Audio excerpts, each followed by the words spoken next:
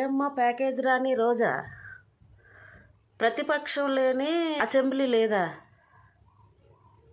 ప్రతిపక్షం లేని అసెంబ్లీ లేదు అనేటప్పుడు 19లోని జగన్మోహన్ రెడ్డి పోటీ చేసేటప్పుడు విజయమ్మ గారు మీడియా ముందు ఏమన్నారు?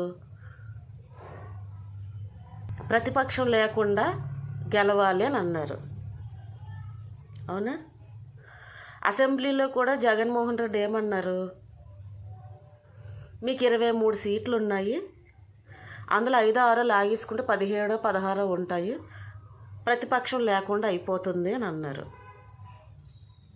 అసెంబ్లీలోని శ్రీ నారా చంద్రబాబు నాయుడు గారిని అవమానించేటప్పుడు చంద్రబాబు నాయుడు గారు, ఇది గౌరవ సభ కాదు, కౌరవ సభ, ఈ సభలో నేను ఉండను అంటే దానికి నువ్వు పండగ చేసుకొని టపాసులు కాల్చి స్వీట్లు పంచావు.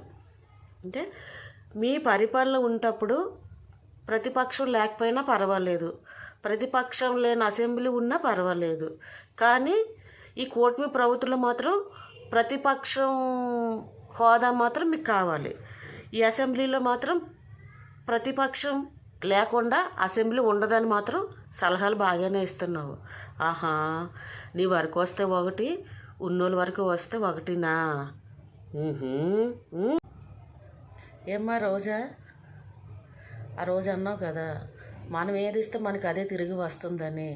ఇప్పుడు అదే నీకు తిరిగి వచ్చింది, మరి నువ్వు తీసుకోవాలి కదా.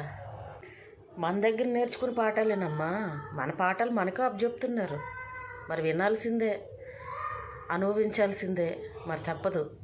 మరి మనం గిఫ్ట్ ఇచ్చేటప్పుడు వాళ్ళు రిటర్న్ గిఫ్ట్ మనకి ఇస్తున్నారు, మన పాఠాలు మనకు అప్పచెప్తున్నారు, మరి మన దగ్గరే నేర్చుకున్నారు పాఠాలన్నీ.